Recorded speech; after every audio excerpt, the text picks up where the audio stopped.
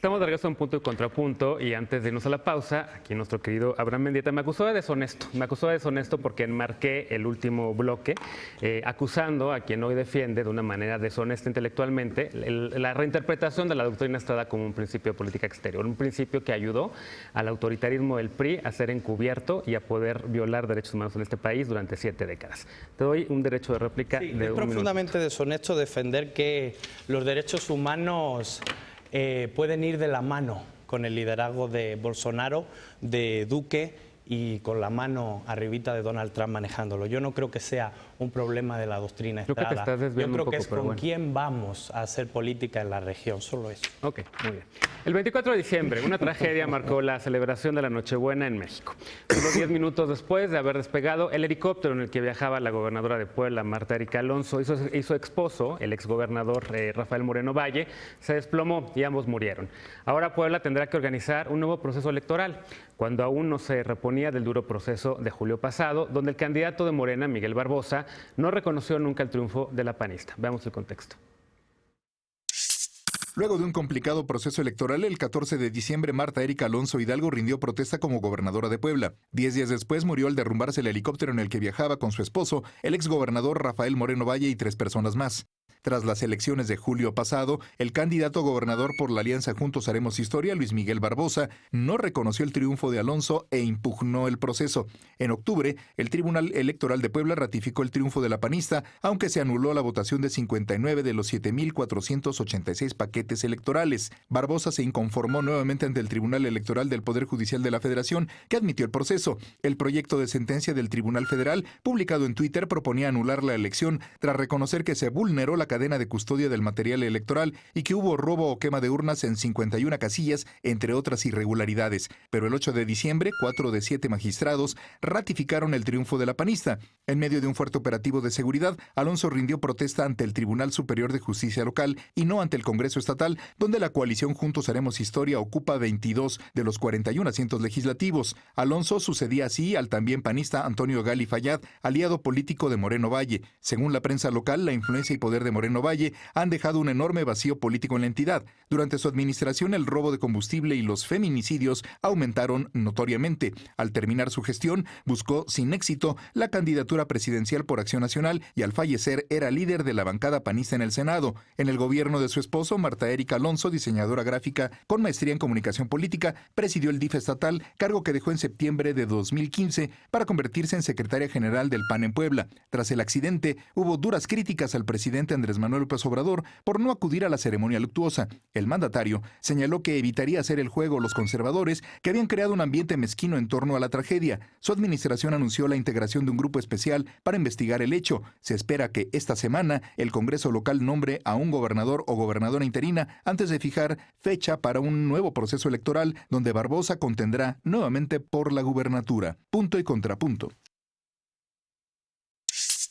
Segundo tema a discutir, la elección extraordinaria que habrá en Puebla. Ya empiezan a levantar las manos algunos en Morena, entre ellos otra vez, por supuesto, Miguel Barbosa, que recibió el espaldarazo de la presidenta del partido, de Jade Cole Polemski. ¿Cómo ven la presencia de Barbosa de nueva cuenta en la elección? Está también por ahí Javier Lozano, quien, por cierto, hubo unos videos en diciembre en donde se veía claramente que él parecía dar la orden de que le gritaran asesina a Olga Sánchez Cordero en el evento que hubo para celebrar la memoria tanto de Rafael Moreno Valle como, por supuesto, de la gobernadora. ¿Qué les parece esta elección anticipada, esta elección extraordinaria, perdón? ¿Qué les parece la presencia de Barbosa de nueva cuenta? Bueno, yo lo veo bien si quiere volver a competir, pero creo que está dividiendo sin duda a los poblanos. Ahora empezamos por allá con el señor Lecona. Mi favorito, Barbosa. Creo, realmente triste. Yo lo decía desde el proceso electoral. Pobre Puebla. Entre Javier Lozano, Moreno Valle y Miguel Barbosa, de veras que ni para dónde moverse. Esto que hace Jade Cole cubriendo a un corrupto, porque eso es lo que es Miguel Ángel Barbosa, un corrupto, Luis Miguel Barbosa, en el Senado de la República, durante su administración, cuando él fue presidente del Senado, hubo esta desviación sistemática de recursos o esta falta de rendición de cuenta de donde iban casi una tercera parte de los recursos del Senado, de las asignaciones a los grupos parlamentarios. Entre eso, la forma de operar, sus desplantes en contra de las mujeres, su misoginia, su nulo tacto con los derechos humanos. Una vez en una conferencia de prensa, después de un reporte de Amnistía Internacional donde se afirmaba que la tortura era generalizada, le dijo a los compañeros y compañeras de la prensa, si alguien aquí ha sido torturado, que levante la mano, ¿no?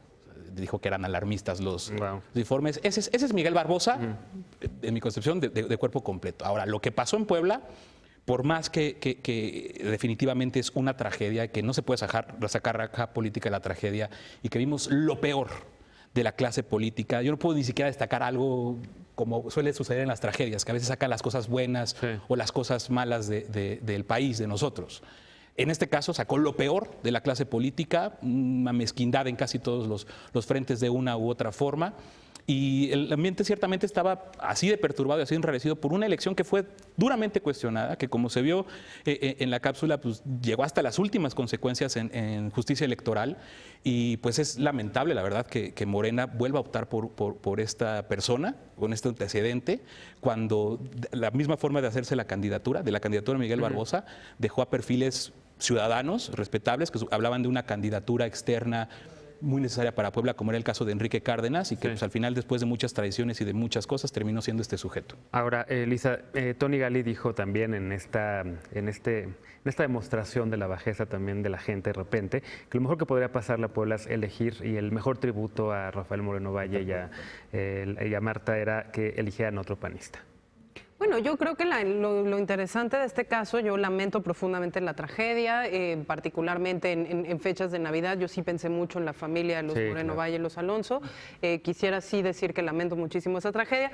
Y segundo, va a ser una elección sui generis, ¿no? Va a ser una elección en donde el candidato de un lado está cantado, hay de alguna manera falta de perfiles sólidos, claros del lado del panismo.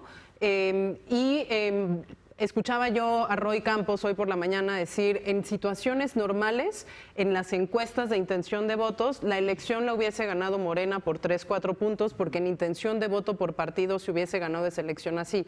No fue una elección normal, porque hubo intervención del gobierno de un lado, hubo manejos sucios también del otro lado, muchísima mano de lo federal, de la imagen de Andrés Manuel también en esa contienda, pero esta vez tampoco va a ser una elección normal, en el sentido en el que la tragedia cargará de emocionalidad esta nueva elección.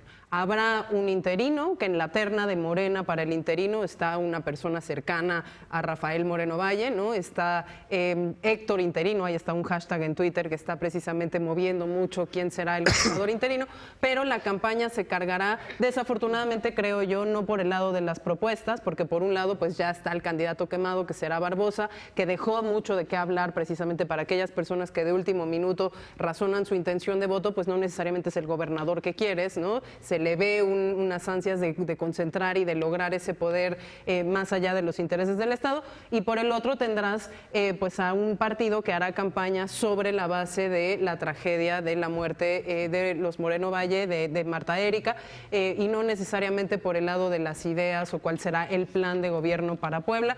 Yo lo que sí deseo es que se consolide una oposición fuerte, que el proceso sea limpio, que el proceso sea institucional, y que cualquiera que sea el resultado pues dé paso a que se respete finalmente la voluntad de la gente y se empiece a construir un gobierno para Puebla después de todos estos sucesos pues tan lamentables, ¿no? Claro.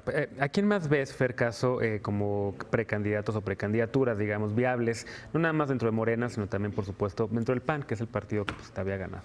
No, primero, creo que es momento de explorar la posibilidad de que se dé una coalición de la oposición por primera vez, ¿no? En la que se agrupen todos los partidos antimorenistas para apoyar a un solo candidato. Para revivir el frente, pero con más partidos. Con más partidos, ¿no? Algo que tal vez hubiera sido impensable en décadas anteriores. Hoy por primera vez pudiera empezar a hacer sentido, ¿no? Que se juntaran el PRI, el PAN, el PRD, Movimiento Ciudadano, es decir, una coalición mucho más amplia. Que pudiera empezar a perfilarse a largo plazo ya como una oposición organizada. más allá del candidato, del nombre apellido que se O ponga. sea, ¿tú lo ves como una oportunidad para la oposición de ejercer, digamos, este tipo de Pues alianza o coalición? no sé si es como oportunidad, pero creo que ante la escasez de nombres, Sí. si hoy preguntas ante la población, no hay nombres posicionados para competirle a Barbosa. Más allá de que les guste o no les guste Barbosa, hay pocos, ¿no? Vería pues a Tony Gali, vería a Lozano, vería tal vez a Lalo Rivera, quien compitió internamente para ser también candidato a la gobernatura en lugar de Marta Erika Alonso. Son algunos de los que se me ocurren. No sé si pudieran surgir algunos otros de los que formaban parte del gobierno actual de Marta Erika Alonso. Pero creo que esa es una primera reflexión de algo que pudiera darse. Me llama la atención dos cosas independientes sobre todo este suceso, ¿no? Y reconociendo la tragedia. La primera es que no pasaron, yo creo que ni 10 horas entre el suceso y que ya López Obrador era de nuevo el protagonista de la historia, ¿no? Y a mí me llamó la atención porque parece que como sociedad, de un lado y del otro, nos estamos volviendo incapaces de hablar de política sin poner a López Obrador en el centro, todos, ¿no? Tanto la oposición como los defensores, ¿no? Entre los que gritaban que había sido su culpa y asesino, los que lo defendían y AMLO, estamos contigo, AMLO no está solo. Me llamó muchísimo la atención este fenómeno porque creo que sí es un reflejo de en dónde estamos como país en términos de la discusión pública, ¿no? Y en segundo lugar, un tema completamente distinto, que es la organización de esta elección, ¿no? Como decías, es una elección extraordinaria que va a ser la más grande que haya habido en la historia del INE. Sí. Son más de 4.5 millones de electores, es decir, es 50% más de electores que lo que se tenía previsto en las otras 5 elecciones que sí estaban previstas para el 2019. El INE con recursos recortados, ya lo había denunciado el propio presidente del instituto diciendo, estamos ya de por sí presentando el presupuesto más austero en la historia del instituto y además nos recortan el presupuesto, ¿no? Entonces, con esa restricción, ahora súmale una elección de este tamaño. Más de 400 millones de pesos. 400 además, ¿no? millones. Va a ser una locura y no sé cómo lo va a enfrentar. Creo que al final es un reto sí para el INE, pero también para el gobierno federal, Sí. ¿no? Porque es quien está asumiendo el costo político de estos recortes presupuestales. Claro. Entonces son otros dos temas que creo que no se están discutiendo suficiente y que pues vamos a tener enfrente en unos cuantos meses. A ver, me gustó ese punto de no habían pasado unas horas de la tragedia y ya el protagonista era Andrés Manuel López Obrador. Y en efecto, en redes sociales así fue, porque de ambos lados se activaron los bots, ¿no? Los bots que sacaron el hashtag de AMLO asesino y los bots que sacaron el hashtag de estamos contigo. ¿Y cuál era el otro? AMLO está solo, AMLO no está presidente solo. y demás, ¿no? Sí. ¿Cómo ves tú este tema, estimado Mendieta, experto en redes sociales? Con la tragedia no, fue el otro. Con la Con la tragedia, ¿no? tragedia no.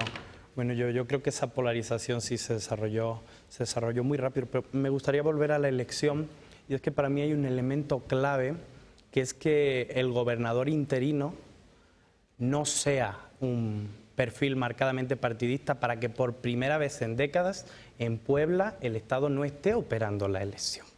Yo creo que es fundamental el gobernador interino. Yo creo que algunas de las malas prácticas que se vivieron en la anterior elección y que quedaron demostradas por el magistrado Vargas, aunque su proyecto no ganase, se repetirían si se cumple lo que pidió Marco Cortés de un interino panista, que por cierto solo le acompañó en su petición el arzobispo de Puebla.